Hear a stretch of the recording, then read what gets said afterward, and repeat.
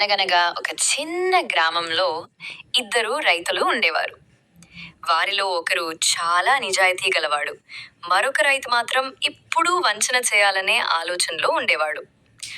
ఒకరోజు వర్షం రాక పొలాల్లో నీరు ఎండిపోతోంది. ఇద్దరి పొలాలు పక్కపక్కనే ఉన్నాయి.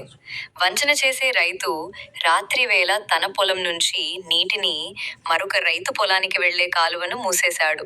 అందువల్ల నీరు తన పొలంలోనే ఆగిపోయింది. మరుసటి రోజు నిజాయితీ రైతు ఆ సంగతిని గమనించాడు.